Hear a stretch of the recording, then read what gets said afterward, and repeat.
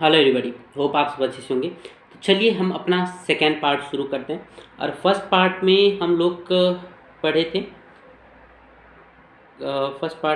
पढ़े थे कहाँ तक? स्फेनोइड साइनस तक, आई गेस, राइट। आज हमको पढ़ना क्या है? Frontal sinus. ठीक है, फ्रंटल साइनस। ओके, चलिए। फ्रंटल साइनस कहाँ पे होता है? आगे, फ्रंट, आगे में। ठीक है, यहाँ पे। अब फ्रंटल साइनस आगे में होता है तो हम सीटी के इमेज में कहाँ पर देखेंगे? अपर साइड, क्योंकि हम इमेज ओरिएंटेशन में हम पढ़े थे कहाँ पे? ऊपर वाला पोर्शन क्या होता है? एंटेरियर, और नीचे वाला क्या होता है? पोस्टेरियर, है ना।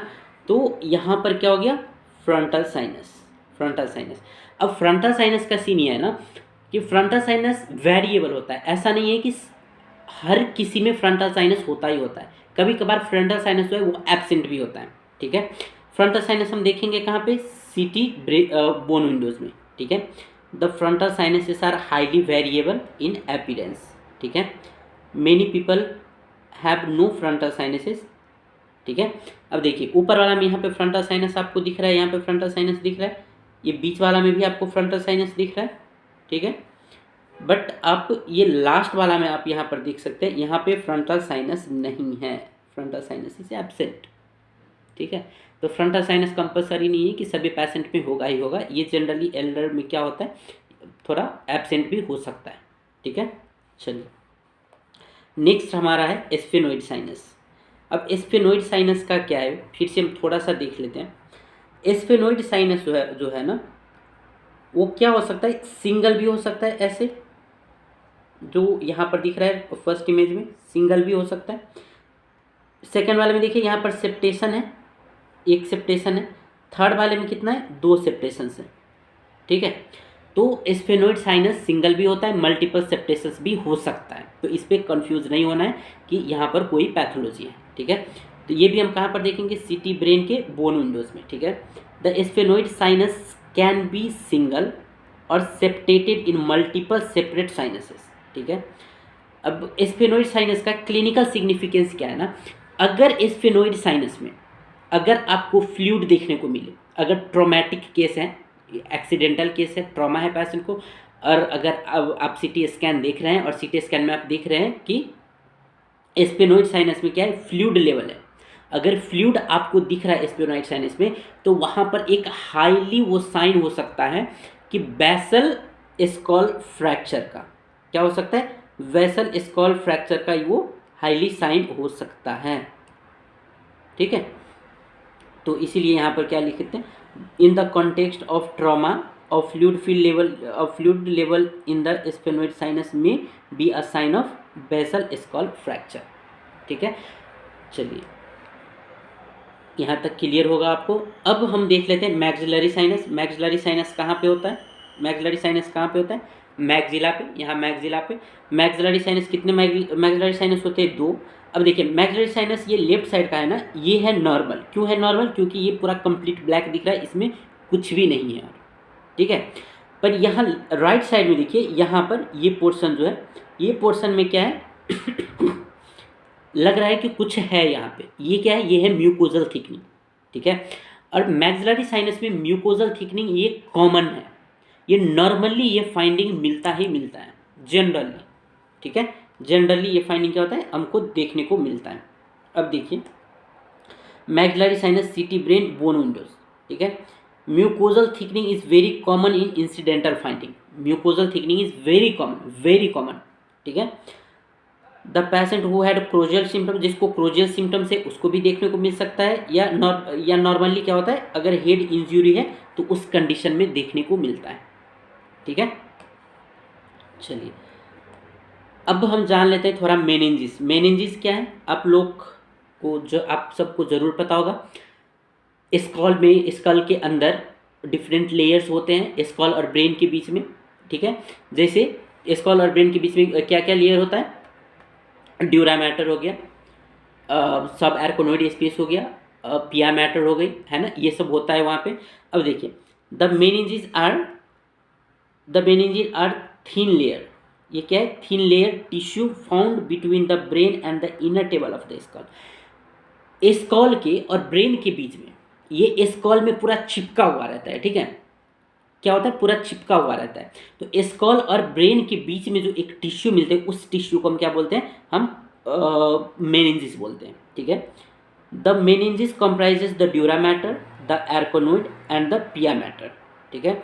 The dura mater and the arachnoid are the anatomical unit only separated by pathological process. अब क्या होता है, जनरली जब हम सीटी स्कैन में देखते हैं ना, तो हमको एर्कोनोइड, सॉरी, ये ड्यूरा मैटर और पिया मैटर ये जनरली नहीं दिखता है हमको। पर अगर वहाँ पे मेनिंजिस में कोई प्रॉब्लम है, कोई पैथोलॉजीज है, हेमरेज वगैरह है, तो उस कंडीशन में हमको देखने को मिल सकता है, ठीक है। चलिए, इस इमेज से हम थोड़ा समझने की कोशिश करते हैं।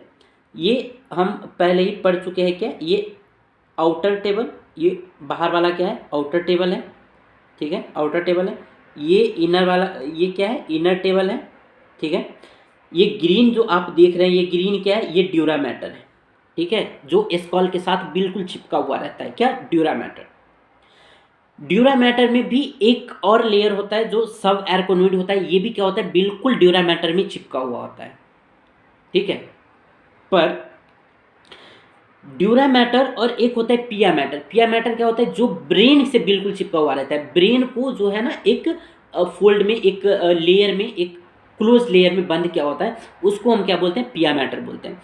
और एर्कोनोइड और पिया मैटर, जैसे ये पिया मैटर हो गया और ये ब्राउन कलर का ये एर्कोनोइड हो गया, इस दोनों के बीच में जो ये ब्लू कलर का आप देख रहे हैं, ये क्या है, ये है सब एर्कोनोइड स्पेस, सब एर्कोनोइड स्पेस, ठीक है, सब एर्कोनोइड स्पेस है। और ये बीच में जो ये ब्राउन कलर का आप देख रहे हैं ना, ये फ्लैक्स है। फ्लैक्स क्या होता है, ये भी एक फोल्डिंग है, किस चीज़ का फोल्डिंग है, ये एर्कोनोइड का फोल्डिंग है, यानी कि मेनिंजिस का फोल्डिंग है। ये हम आगे फ्लैक्स हम पढ़ेंगे, ठीक है।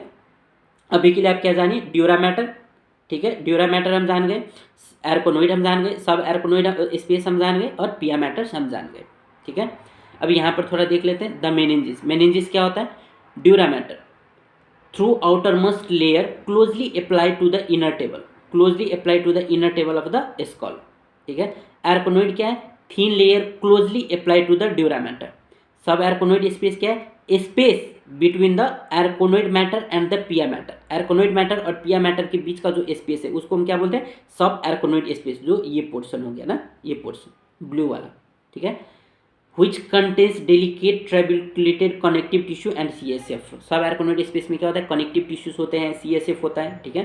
और पिया मैटर क्या होता है, very thin layer applied to the surface of brain. Brain के ऊपर के सरफेस में क्या होता है, एक लेयर होता है, उस लेयर को हम क्या बोलते हैं, पिया मैटर बोलते हैं, ठीक है। अब थोड़ा हम क्लिनिकल सिग्निफिकेंस देख लेते हैं ये मेनिंजिस का क्लिनिकल सिग्निफिकेंस ये है ना, कि अगर knowledge of anatomy of the meninges is essential to understand the CT appearance of the intracranial bleeding।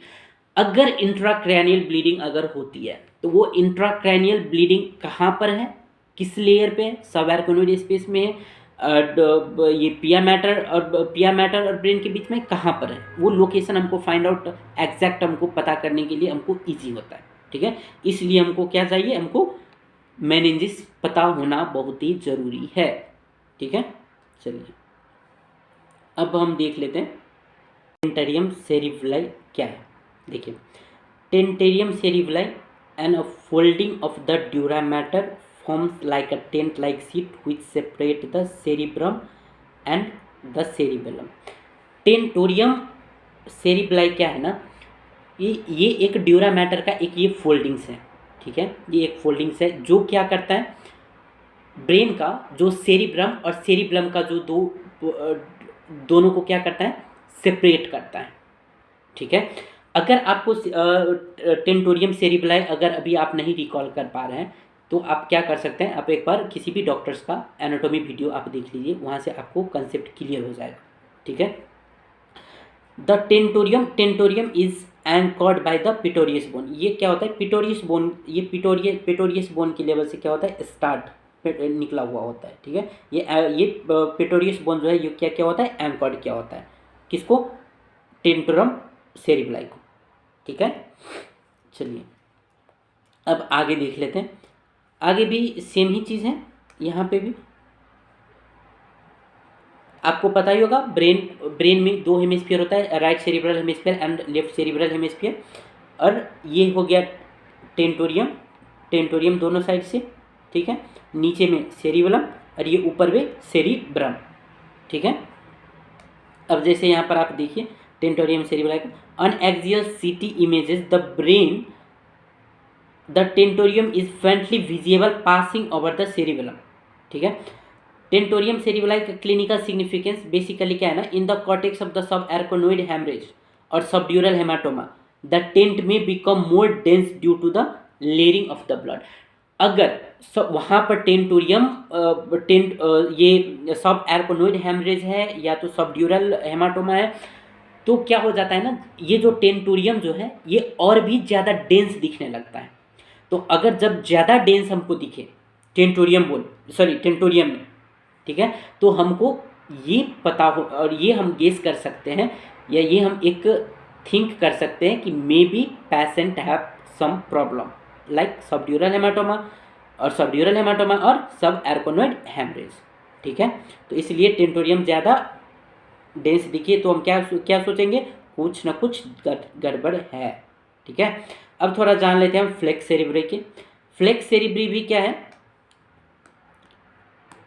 ये फ्लेक्स सेरिब्री भी ये भी एक फोल्ड है किस चीज़ का, मेनिंजिस का फोल्ड है, जो क्या करता है लेफ्ट और राइट सेरिब्रल हेमिस्फीयर को सेपरेट करता है, ठीक है। ये भी क्या है, अगर आपको फ्लेक्स सेरिब्री पे भी अगर कन्फ्यूज़न है तो जब आप टेंटोरियम देखेंगे तो वहाँ से ही पता चल जाएगा। ये भी क्या है, ये फ्लेक्स सेरिब्री भी क्या है, ये मेनिंजिस जो हम ड्यूरा मैटर पिया मैटर जो हम पढ़े थे ना, उसी का क्या है, ये फोल्ड है, ठीक है। अब इसका क्लिनिकल सिग्निफिकेंस क्या है, पैथोलॉजिकल प्रोसेस में cause mass effect which deviate the falx towards one side. अगर मान लीजिए यहाँ पे कोई मास फॉर्मेशन हो गई, ठीक है, यहाँ पे कोई मास फॉर्मेशन हो गई, तो क्या होगा ना, ये फ्लक्स जो है ये ऐसे डेविएट हो जाएगा। अगर लेफ्ट साइड में मास हो गई तो राइट साइड की तरफ डेविएट हो जाएगा, राइट साइड में अगर मास हो गई तो लेफ्ट साइड की तरफ डेविएट हो जाएगा, ठीक है। तो इसको हम बोलते हैं मास इफेक्ट। तो अगर ऐसा स्ट्रेट लाइन में अगर आपको फ्लक्स ना दिखे, अगर ऐसे आपको अगर डेविएट हुआ दिखे किसी भी साइड पे, तो समझिए वहाँ पर कुछ पैथोलॉजीज है और ये आपको पता होना चाहिए, बेसिक है, ठीक है। चलिए।